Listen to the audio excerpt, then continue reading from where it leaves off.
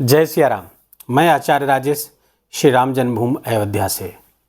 प्रिय दर्शकों, आने वाले 29 मार्च को एक बहुत बड़ी घटना घटने जा रही है और वो ये है कि अधिकार, न्याय, सेवा, कर्म, दुख, पाप, मृत्यु आदि के कारक ग्रह शनिदेव 29 मार्च को अपनी वर्तमान मूल त्रिकोण राशि कुंभ राशि को छोड़ करके देवगुरु बृहस्पति की मीन राशि पर गोचर कर जाएंगे, जहां पर वो आने वाले 2.5 वर्षों तक विराजमान रहेंगे। शनि के इस गोचर से जहां कुछ राशियों की ढैया समाप्त होगी तो कुछ राशियों की ढैया प्रारंभ होगी, तो कुछ राशियों की 7.5 समाप्त होगी तो कुछ राशियों की 7.5 प्रारंभ होगी और कुछ राशियों की चरणों में परिवर्तन होगा। 7.5 के चरणों में परिवर्तन होगा। तो आइए जानते हैं विस्तार से कि तुला राशि के जातकों को इसका क्या परिणाम प्राप्त होने वाला है। शनिदेव मीन राशि में गोचर करेंगे। देवगुरु बृहस्पति की राशि है। देवगुरु बृहस्पति की राशि पर शनि का जब गोचर होता है तो ऐसे शनि को कोदंड शनि कहा जाता है, अर्थात दंड धारण कर लेते हैं। और वो भगवान राम के भी धनुष को कोदंड ही कहा गया। तो कोदंड जब धारण करते हैं तो शासन के मूड में आते हैं और जो भी मर्यादा या अनुशासन को भंग करता है उसको दंडित करते हैं, और उसकी राशि कोई भी हो। तो मीन राशि पे गोचर करते हुए शनिदेव कोदंड धारण कर लेंगे, पहली बात। दूसरी, यहां पर जो मन की कल्पनाओं में जीते हैं उनके लिए बुरी खबर है, क्योंकि शनिदेव जब मीन राशि जल तत्वीय राशि पर गोचर करते हैं तो वास्तविकता से, सच से सामना कराते हैं और वास्तविकता की धरातल पर ला पटकते हैं। तो जो लोग कर्म करेंगे उन्हीं को इसका परिणाम प्राप्त होगा। तुला राशि के जातकों की बात करें कि तुला राशि के जातकों के 6ठे स्थान पर शनिदेव का गोचर होगा। अभी पिछले 2.5 वर्षों तक आपके पंचम स्थान पर थे। पंचम स्थान एक पनौती शनि के रूप में माना जाता है जब राशि से पंचम शनि गोचर करते हैं। तो ये भी ढैया और 7.5 की तरह ही लगभग उसी तरह का परिणाम यहाँ पर पंचम स्थान पर भी प्राप्त होता है। जो हमारे पुराने दर्शक हैं वो जानते हैं कि इसके प्रति हम लगातार अवेयर करते रहें कि इसको कम करके मत आगिएगा। लेकिन अब चूंकि 6ठे स्थान पर आ रहे हैं और 6ठा स्थान उपचय स्थान है और यहाँ ये स्थान शनि को बेहद प्रिय है और यहाँ पर शनि बहुत अच्छे परिणाम देते हैं। न केवल यहाँ बल्कि तृतीय, षष्ठ, दशम और एकादश स्थान पर ये 4 स्थान उपचय स्थान है। यहाँ पर पापक ग्रह अच्छे परिणाम देते हैं, खासकर शनिदेव अच्छे परिणाम देते हैं। शनिदेव जब आपके 6ठे स्थान पर आएंगे तो रोग ऋण शत्रु को समाप्त कर देंगे। शनिदेव आपके लिए वरदानी हो जाएंगे। शनिदेव का शासन आपके लिए लाभकारी होने जा रहा है और तुला राशि के जातकों के लिए शनिदेव का ये बहुत शानदार, बहुत श्रेष्ठ गोचर होने जा रहा है। शनिदेव यहाँ पर रोग ऋण शत्रु को समाप्त करेंगे। साथ ही प्रतियोगी परीक्षाओं से किसी तरह जुड़े हुए, किसी भी प्रकार की प्रतियोगिता से जुड़े हुए हैं तो उसमें आपको लाभ कराने जा रहे हैं। कोई भी प्रतियोगिता हो, आप कॉम्पिटिशन दे रहे हो या कहीं भी ऐसे काम करते हैं जहां पर आपके प्रतिस्पर्धी अधिक हों तो वहां पर विजय दिलाएंगे। शत्रुओं का पराभव होगा। पहले से चले आए हुए रोगों को समाप्त करेंगे। पहले से चल रहे ऋण जिससे आपसे परेशान थे पिछले 2.5 वर्षों से, उससे भी 2.5 वर्ष क्या, पिछले 5 वर्षों से, क्योंकि इसके पहले जब 2.5 वर्ष पंचम से चतुर्थ जब गोचर कर रहे थे राशि से तब ढैया चल रही थी, उसके बाद पनौती।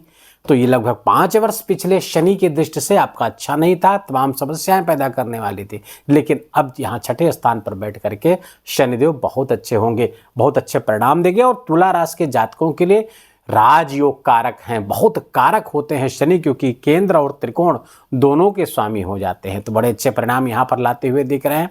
रोग ऋण आदि शत्रु का शमन करेंगे और शनिदेव की तीसरी दृष्टि अष्टम स्थान पर पड़ेगी। अष्टम स्थान अर्थात आपके पुराने रोग, गुप्त रोग, गुप्त शत्रुओं का यहाँ विनाश करने वाले हैं।